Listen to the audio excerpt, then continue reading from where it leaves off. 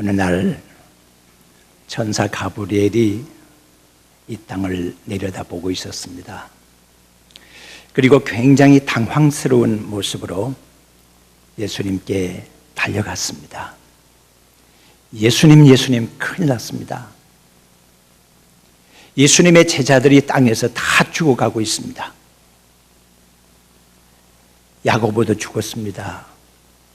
베드로도 죽었습니다. 바울도 죽었습니다. 도마도 죽었습니다. 빌립도 죽었습니다. 다 죽었습니다. 다 죽어가고 있습니다. 남은 사람은 100세 가까운 요한밖에 없습니다. 이렇게 예수님의 제자들이 다 죽어버리게 되면은 누가 복음을 전할 것입니까? 누가 교회를 세울 것입니까? 누가 교회를 부흥시키겠습니까? 예수님, 지금이라도 미카엘 천사장을 보내서 악한 세력들과 한판 전쟁을 수행하게 하시고, 그리고 악한 자들을 물리치고 저 한 사람이라도 살려야 되지 않겠습니까? 하면서 가브리엘 천사장이 예수님께 당황스럽게 그렇게 보고를 하였습니다. 이때 예수님께서는 천천히 가브리엘의 말을 다 듣고 난 다음에 이렇게 말을 했습니다. 십자가 밖에는 길이 없다. 십자가 외에 다른 방법을 생각하려고 하지 마라. 우리가 인생을 살아가다 보면 이 길밖에 길이 없다는 것을 느낄 때가 있습니다. 도무지 바라보이는 것이 그것밖에 보이지 않고 당하는 일이 그것밖에 당하는 일이 없어서 어찌할 바를 알지 못하는 당황스러운 것이 있을 수가 있겠는데, 이것을 통하여 교훈하는 것이 가장 큰 교훈이 될 수가 있어서 피할 수 없는 이 한판 승부를 하나님께서 허락하실 때가 있습니다. 이것이 바로 전쟁을 통한 교훈입니다. 전쟁을 통한 교훈이라는 것은 최종적인 교훈이라 그렇게 말할 수가 있습니다. 사람들이 가장 두렵게 생각하는 것이 전쟁이라고 생각할 수가 있습니다. 피할 수만 있으면 전쟁이라는 것은 피할 수가 있겠죠. 누가 전쟁이 좋아서 치르는 사람이 있겠습니까? 물론 전쟁을 좋아하는 호전적인 세력들이 있기는 하지만은 극히 소수에 불과할 것입니다. 전쟁이라고 하는 것, 그로 말미암아서 결정되는 승패라고 하는 것은 아주 결정적인 것입니다. 전쟁을 통해서 이기게 되면 누가 그 이긴 전쟁에 대해서 왈부할 수가 있겠습니까? 전쟁을 통해서 지게 되면 그 패인에 대해서 변명할 수가 있겠습니까? 한때 성공한 쿠데타는 벌할 수가 없다고 하는 말이 법원에서 흘러나온 적이 있었습니다. 전쟁으로 인해서 승패가 결정이 되어버리게 되면 더 이상 할 말이 없게 되는 것이죠. 여기에 한 가지 전쟁이 소개되고 있습니다. 남유다의 여호사밧 왕 때에 전쟁이 일어난 것입니다. 모압과 암몬의 연합군이 형성이 돼서 이스라엘을 쳐들어오게 된 것입니다. 그로 말미암아서 아무런 준비가 되어 있지 않았던 여호사밧 왕이 굉장히 당황스러웠습니다. 그리하여 하나님께 오늘 본문의 12절의 말씀 보면 아주 급하게 아뢰고 있습니다. 어찌하여 저들을 징벌하지 않으십니까? 소위 말하면 아무런 준비가 되어 있지 않는데 우리는, 저들은 너무나 강한 모습으로 우리를 향하여 연합군을 형성을 해서 쳐들어오고 있다는 것입니다. 우리는 저들을 대적할 능력이 없다는 것입니다. 적이 일어난다고 해도 우리가 대적할 능력이 있다고 하면 능히 방어할 수 있지 않겠습니까? 한판 전쟁 붙어볼 수 있지 않겠습니까? 그런데 저들은 강하게 무장을 하고 강하게 준비해서 쳐들어오고 있지만 우리는 아무런 준비가 되어 있지 않는 연약한 모습이니까 대적할 능력이 없다는 것입니다. 우리는 오직 하나님만 바라볼 뿐입니다 라고 하는 말씀으로 오늘 본문의 말씀에 기록이 되어 있습니다. 과거를 돌이켜보면서 여호사밧 왕은 하나님께 이렇게도 말씀을 드립니다. 하나님, 우리 조상들이 홍해를 건너고 요단강을 건너서 이 땅을 정벌해서 들어올 때에 모압과 암몬 족속에 대해서는 손대지 말라고 하지 않았었습니까? 저렇게 손대지 말라고 했던 사람들이 연합군을 형성을 해가지고 우리를 쳐들어오고 있으니 그 과거의 역사를 돌이켜보더라도 저들은 우리를 공격할 이유가 없는데 저들이 왜 전쟁을 일으키고 있는 것입니까? 우리는 아무런 준비가 되어 있지 않습니다. 강한 자가 전쟁을 일으켜서 약한 자를 공략하고 있는데 약한 자가 누구를 의지할 수가 있겠습니까? 아무런 준비가 되어 있지 않는 사람들이 준비를 많이 한 사람들을 통해서 공격을 받고 있는데 준비가 되어 있지 않는 우리를 누가 지켜주겠습니까? 우리는 오직 하나님만 바랄 뿐입니다라고 하나님께 엎드렸습니다. 그때 야하시엘이라고 하는 레위 족속 중에 한 사람이 일어나서 예언을 하기 시작했습니다. 이 야하시엘이라는 사람은 무명에 가까운 선지자였습니다. 잘 알려지지 않는 선지자 중에 한 사람입니다. 야하시엘이 여호사밧 왕의 간구하는 소리를 하나님께서 들으시고 이런 말씀을 전해주셨다 그러면서 오늘 이 본문의 말씀 중에 15절의 말씀을 전달을 해주고 계십니다. 전쟁은 하나님께 속한 것이라고 그렇게 말씀을 하십니다. 그리고 하나님의 말씀에 귀를 기울이라고 말씀을 하고 계십니다. 그리고 두려워하지 말며 놀라지 말라고 그렇게 말씀하고 계십니다. 오늘 6.25 전쟁 일어난 지 65주년을 맞이하고 있습니다. 우리는 이 전쟁을 통해서 어떤 교훈을 받을 수가 있는가? 오늘 이 본문의 말씀을 통해서 한 두세 가지 나누어서 생각을 해보려고 합니다. 첫째는 전쟁은 여호와께 속한 것이라 그렇게 언급을 하고 있습니다. 인류가 살아가는 곳 어느 곳에나 전쟁이 존재하고 있습니다. 크고 작은 전쟁, 국내에 일어나고 있는 전쟁 또는 국제적으로 일어나고 있는 전쟁, 종교적인 문화적인 전쟁도 일어나고 있습니다. 전선이 따로 없는 전쟁이 벌어지고 있습니다. 그런데 오늘 이 본문의 말씀 속에서 하나님께 속한 전쟁이 있다고 하는 말씀이 무슨 뜻을 의미하는 것일까요? 이것은 전쟁이 하나님께로부터 시작되었다는 것을 뜻하는 것일까요? 아니면 전쟁에 대한 책임이 하나님께 있다고 하는 뜻을 의미하는 것일까요? 그것은 아니리라고 생각을 합니다. 하나님께 속한 전쟁이 있다고 하면 인간에게 속한 전쟁도 있지 않겠습니까? 우리가 이런 예를 생각을 해볼 수가 있겠습니다. 하나님을 전혀 알지 못하는 두 나라가 전쟁이 일어났습니다. 이랬을 경우에 하나님께서는 어느 편에 서겠습니까? 이럴 때에는 자연적인 법칙이 지배할 수밖에 없겠죠. 군사가 많은 쪽이 일단은 유리하겠죠. 무기가 뛰어난 쪽이 일단은 유리할 겁니다. 훌륭한 지휘관을 둔 나라가 유리할 수가 있겠죠. 전략을 잘 세우게 되면 유리할 수가 있겠죠. 이렇게 해서 이기는 경우는 자연적인 것입니다. 순리적인 것이라 그렇게 볼 수가 있겠죠. 이것은 인간에게 속한 전쟁이라고 볼 수가 있겠습니다. 자, 그러면 하나님께 속한 전쟁이라는 것은 무엇을 의미하는 것일까요? 하나님께서 개입하시고 하나님께서 참견하시고 하나님께서 참여하시는 전쟁을 의미하는 것입니다. 하나님께 속한 전쟁을 가장 많이 치룬 사람이 바로 다윗이라고 볼 수가 있습니다. 다윗은 하나님께서 다윗의 편에 서주셨습니다. 그리하여 전쟁을 수행할 때마다 다윗은 하나님께 물었고 하나님께 물어서 응답이 되는 전쟁만 수행을 했습니다. 이게 바로 하나님께 속한 전쟁이었습니다. 하나님께 속한 전쟁은 반드시 승리할 수밖에 없는 전쟁입니다. 그래서 시편 24편 8절에 보게 되면 다윗은 이렇게 고백하고 있습니다. 영광의 왕이 누구시냐? 오늘 묵상 성시에서 밝힌 바가 있습니다만은 영광의 왕이 누구시냐?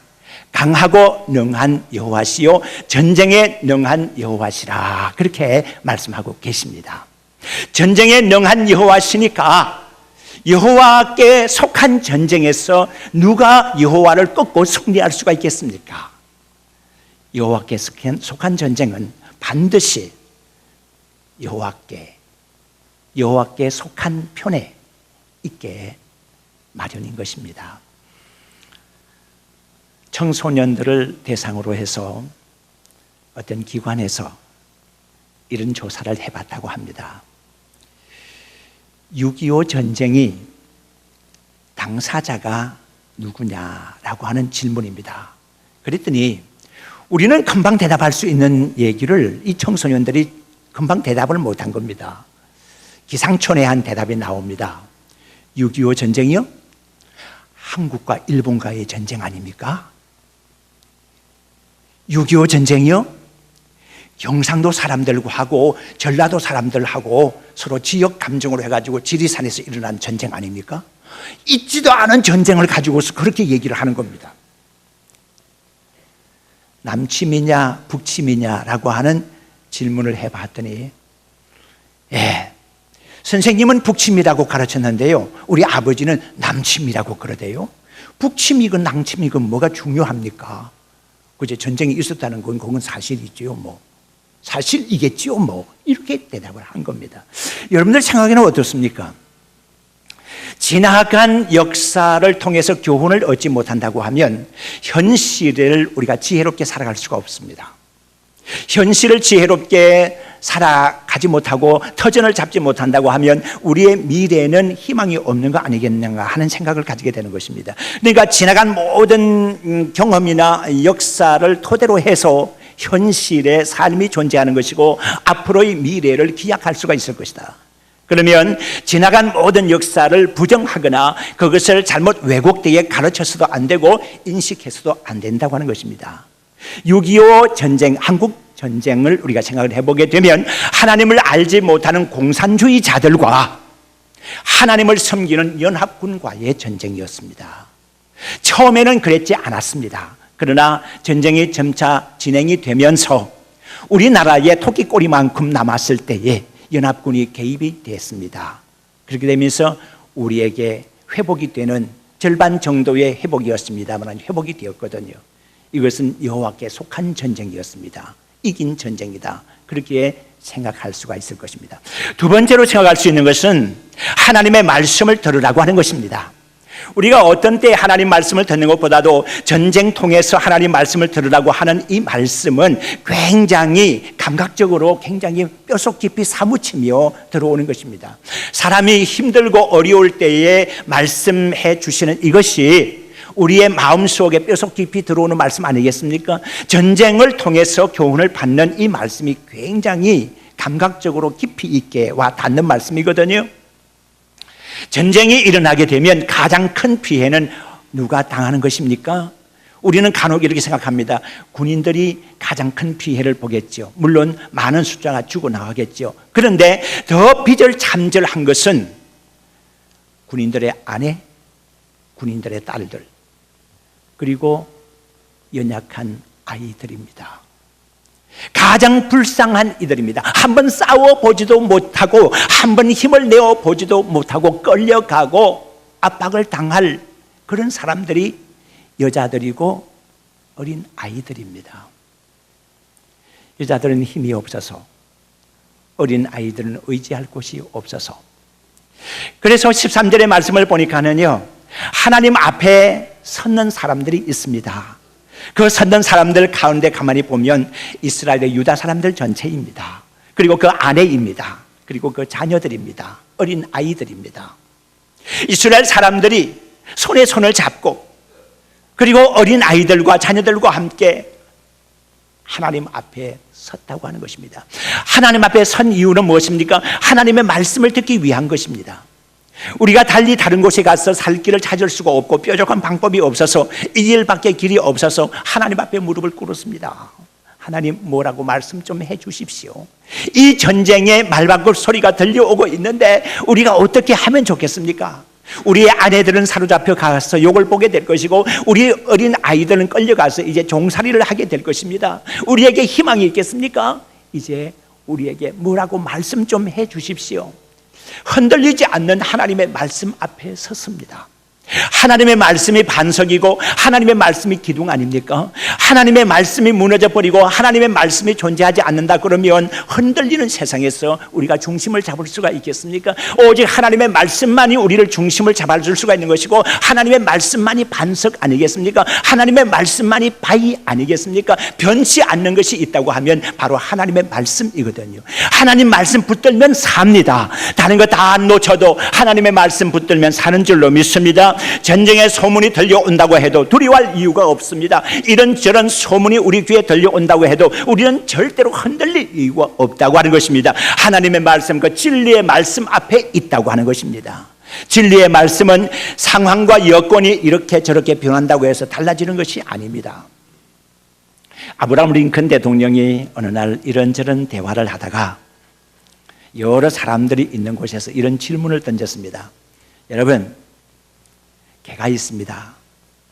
개의 꼬리를 다리로 취급을 한다고 하면 개의 다리는 몇입니까? 라고 질문을 던졌습니다. 링컨 대통령의 이 질문을 받은 많은 사람들이 어리둥절했습니다. 개의 다리가 본래 4개인데 꼬리를 다리로 취급을 한다고 그러면 뻔한 대답인데 이 대통령이 저런 질문을 우리에게 던지는 것일까? 우문현답 생각해 볼 수가 있습니다. 아브라함 링컨의 이 어리석은 듯한 이 질문에 대해서 링컨 대통령은 이렇게 스스로 대답을 했습니다. 여러분, 어찌해서 그렇게 어리둥절해 하시고 당황스러워 하십니까? 개의 다리는 4개입니다.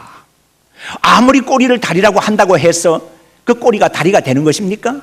옳은 말이죠. 개의 다리는 머리를 다리로 취급을 한다고 해서 다리가 되는 거 아니지 않습니까?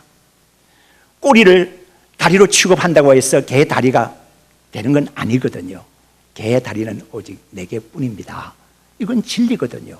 우리가 생각해 볼 것이 있습니다. 하나님의 말씀만이 진리지 그 외의 것은 진리라고 생각할 것이 없습니다. 많은 소문이 들려옵니다.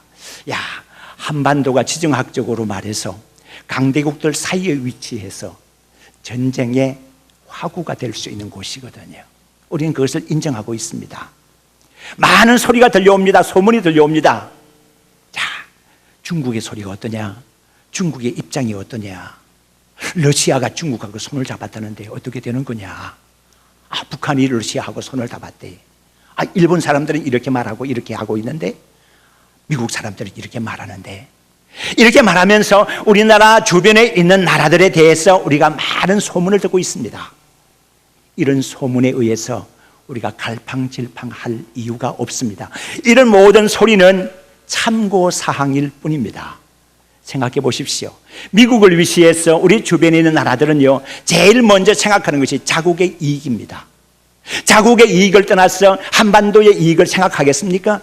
미국 사람은 미국의 이익을 먼저 생각할 것이고, 일본 사람은 일본 사람들의 이익을 먼저 생각하고 난 다음에 이 나라를, 우리나라를 생각할 수가 있는 문제이지, 그들 나라를 도외시해 놓고 우리나라를 먼저 생각할 수는 없는 거 아니겠습니까? 이건 분명한 사실이거든요.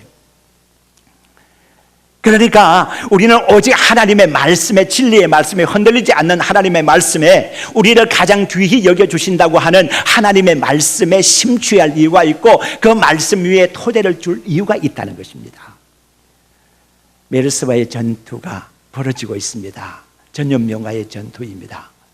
이런저런 소문이 많이 들려오고 있습니다. 청정지역으로만 알았던 옥천이 뚫렸다고 하는 얘기는 벌써 전국적으로 소문이 났습니다. 우리 동기들, 목사님들도 나를 피하여 멀리 가고 있습니다.